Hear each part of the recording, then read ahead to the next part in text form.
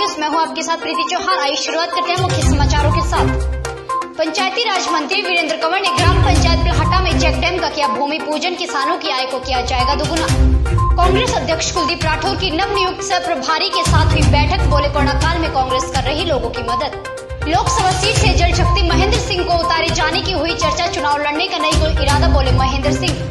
Corona से ठीक हुए मरीजों को पोस्ट कोविड केयर सेंटर से करवाया जाएगा योगा, बोले डीसी सिरमौर। पांवटा साहिब में एक बार फिर उठी रेडियोलॉजिस्ट की मांग। विकास युवा मंच ने सीएम को सौंपा ज्ञापन। बद्दी की कंपनी में कामगारों का हो रहा शोषण, कामगारों ने की हड़ताल। अच्छे दाम मिलने से खिले लहसुन उत्पादकों के चेहरे कई राज्यों में पहुंचा जिला सिरमौर का लहसुन। आखिरकार हरिद्वार की व्यापारियों की हुई जीत, सरकार ने दुकानों को खोलने की दी इजाजत।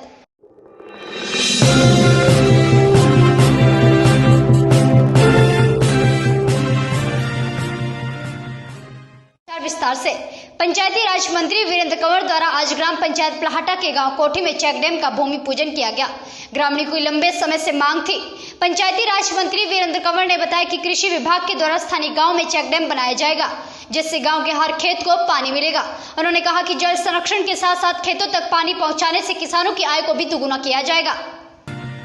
मुख्यमंत्री जयराम ठाकुर के दिल्ली दौरे के बाद अचानक मंडी की लोकसभा सीट से जल शक्ति मंत्री महेंद्र सिंह को उतारे जाने की चर्चा हो रही है। वहीं बता दें कि मीडिया के अलग अलग सेक्शन इन चर्चाओं से भरे हुए हैं। महेंद्र सिंह का कहना है कि उनका अभी चुनाव लड़ने का कोई इरादा नहीं है। कोरोना काल में लोगों को स्वस्थ रखने और उनके फेफड़ों की क्षमता को बढ़ाने के लिए जिला प्रशासन और आयुष विभाग द्वारा संचालित पोस्ट कोविड केयर सेंटर में अब योगा प्राणायाम सिखाया जाएगा। मीडिया से बातचीत करते हुए DC Sirmaur doctor R K. Paruthi ने बताया कि जिला प्रशासन ने अब आयुष विभाग के साथ मिलकर यहां पोस्ट कोविड केयर सेंटर शुरू कर दिया है। यहां कोरोना से स्वस्थ हुए लोगों को योगा, मेडिटेशन और संगीत के माध्यम से थेरेपी दी जाएगी। ने आयुष विभाग के साथ एक इनिशिएटिव लिया था कि कोविड-19 जिन व्यक्तियों को संक्रमण होता है उसके बाद भी काफ़ी कॉम्प्लिकेशन रहती हैं, पोस्ट कोविड केयर सेंटर के नाम से खोला गया था। उसमें कुछ औपचारिकताएं थी कि व्यक्ति RT-PCR नेगेटिव होना चाहिए, लंग्स अगर उसके इन्फेक्टेड हैं उसका एक्सरे होना चाहिए और ब्लड की रिपोर्ट होनी चाहिए। लेकिन एक सप्ताह तक जो फैसिलिटी हमने क्रिएट की है, कोई भी ऐसा व्यक्ति सामने नहीं आया। अब जो पोस्ट कोविड सेंटर है जहाँ पे ये फैसिलिटी क्रिएट की है, जहाँ योग, प्राणायाम, प्रोनिंग, म्यूजिक थेरेपी, डाइट, इन सब को लेकर हमने काम करना था। अब ये सेंटर जो है सुबह और शाम को जो भी लोग योग और प्राणायाम के लिए आना चाहते हैं उनके नियमित रूप से योग और प्राणायाम की क्लास लगा रहे हैं, ताकि उनके लंग्स की इफेक्टिविटी ज्यादा रहे और उनमें। गुरु की नगरी पांवटा साहिब के सिविल अस्पताल में लगभग 4 वर्षों से रेडियोलॉजिस्ट का पद रिक्त पड़ा हुआ है। गर्भवती महिलाओं सहित आने वाले मरीजों को परेशानी का सामना करना पड़ता है। वहीं आज भारतीय विकास युवा मंच सिरमौर ने मुख्यमंत्री जयराम ठाकुर को SMO सजीव सहगल के माध्यम से ज्ञापन भेजा है। इसके साथ ही उन्होंने प्रदेश सरकार से मांग की है कि पांवटा साहिब में जल्द ही रेडियोलॉजिस्ट की तैनाती हो, अन्यथा उन्हें आंदोलन का रास्ता अपनाना पड़ेगा। आज भारतीय विकास युवा मंच के कुछ जो सदस्य हैं ये मेरे पास आए हैं। इन्होंने मेरे को एक ज्ञापन दिया है। जो हमारी अल्ट्रासाउंड मशीन है यहाँ सिविल हॉस्पिटल में, वो 2017 से बंद पड़ी है क्योंकि हमारे पास यहाँ रेडियोलॉजिस्ट नहीं है। तो पहले भी हमने हायर अथॉरिटीज़ को बताया हुआ इस चीज़ के बारे में, एक ज्ञापन में आगे भेज रहा हूँ। तो बाकी CMO साहब जो है आगे जो कार्रवाई है वही करेंगे। सर अमूमन पर डे कितने? देखो, अल्ट्रासाउंड का कुछ ऐसे फिक्स तो नहीं कहा जा सकता, लेकिन फिर भी 7-8। लौटते हैं एक छोटे से ब्रेक के बाद।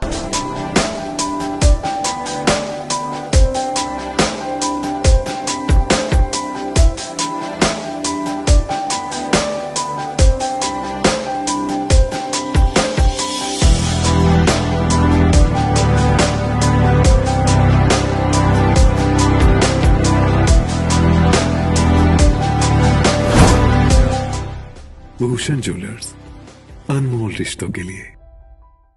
कांग्रेस पार्टी के प्रदेश सह प्रभारी संजय दत्त के शिमला पहुंचने के बाद कांग्रेस ने उपचुनाव व 2022 के विधानसभा चुनाव को फतेह करने के लिए रणनीति बनाना शुरू कर दिया है। 4 दिवसीय दौरे के दौरान पार्टी के नेताओं व जिलाध्यक्षों से फीडबैक लेंगे।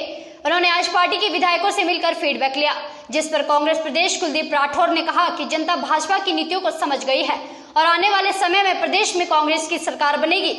जो लोग शिमला आ सकते हैं वो आकर यहाँ इनसे मिल रहे हैं, जो शिमला नहीं आ सकते उनसे ये जो है दूरभाष से बात करेंगे। इनका आने का मकसद संगठन की गतिविधियों का जायजा लेना है और कोविड के समय में संगठन कितना सक्रिय है उस बारे में इनको फीडबैक लेकर पार्टी हाईकमांड को देना। सोलन की बहरा यूनिवर्सिटी ने कोरोना काल के बीच स्कॉलरशिप देने का ऐलान किया है। विश्वविद्यालय के चेयरमैन गुरविंदर सिंह बहरा ने अपने निजी लाभों को दरकिनार करते हुए छात्रों की पढ़ाई को सुचारू रूप से चलाने के लिए विशेष तौर पर स्कॉलरशिप का ऐलान कर दिया है। यदि कोई बच्चा गरीब है या अनाथ है, ऐसे में बच्चों की पढ़ाई को चलाने के लिए 100% फीस माफ कर दी जाएगी। सभी को सबसे पहले शत नमन। आज की जो ये परिस्थितियां हैं, जो कोरोना काल की परिस्थितियां, इन विषम परिस्थितियों में बहुत से ऐसे लोग हैं जिनकी आर्थिक स्थिति पे कहीं ना कहीं कोई ना कोई चोट पहुंची है और बहुत से ऐसे बच्चे हैं जिनके माता पिता का साया उनके ऊपर से उठ गया है। ये बच्चे दिशाहीन हैं, चिंतित हैं, परेशान हैं और ये बच्चे ना ही हमारे देश का वर्तमान है बल्कि हमारे भविष्य की एक नींव भी हैं। हिमाचल प्रदेश परिवहन मंत्री निजी बस ऑपरेटरों को केवल आश्वासन ही देते हैं। यह बात निजी बस ऑपरेटर यूनियन के महासचिव रमेश कमल ने कही। उनका कहना है कि यदि प्रदेश सरकार ने उनकी मांगे नहीं मानी तो वे आने वाले समय में सभी बस ऑपरेटरों के साथ वर्चुअल बैठक के माध्यम से हड़ताल करेंगे। उनका कहना है कि सरकार बार बार वायदे तो कर रही है लेकिन धरातल की स्थिति कुछ और ही बयां करती है। घोषणाओं पर अमली जामा पहनाने के बावजूद सरकार द्वारा हमारी कोई मांग नहीं मानी गई, तो इसमें निर्णय लेगा कि हम 3 मई से अनिश्चितकालीन हड़ताल पर चले जाएंगे। तो सर्वसम्मति से निर्णय हुआ था कि जब अभी तक हम निश्चितकालीन हड़ताल पे हैं, आगे भी अगर कोई निर्णय होगा तो हम सर्वसम्मति से निर्णय लेंगे कि अगली रणनीति हमारी क्या हो। जी देखिए, हम 4-5 लोग अभी पिछले 5 दिन पहले माननीय परिवहन मंत्री श्री विक्रम ठाकुर जी से मिले। उन्होंने जो आश्वासन दिया और उनके साथ जिस तरह से हमारी बात हुई है, तो हमें लगता है कि अगली कैबिनेट बैठक में हमारे मुद्दे पर जरूर ना जरूर कोई चर्चा जरूर होगी और हमारी सकारात्मक फैसला हमारे मांगों पर होगा।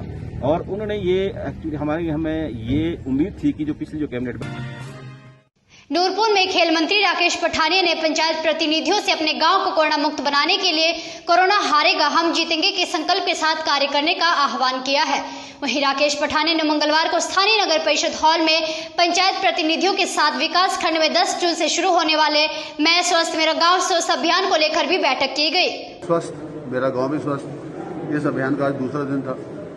इसके तहत आज हमने 26 पंचायतों के प्रतिनिधियों से बात की है अलग अलग समय में और 10 से 15 फुट के सोशल डिस्टेंसिंग मेंटेन करते हुए। और मुझे खुशी है इस बात की कि कल और परसों की टेस्टिंग में सडनली जो है एक नूरपुर में एक बढ़ाव आया है और साथ साथ में हम धन्यवाद। देश प्रदेश की तमाम बड़ी खबरों को देखने के लिए यंग वार्ता न्यूज के फेसबुक पेज, इंस्टाग्राम और यूट्यूब चैनल को फॉलो और सब्सक्राइब करें।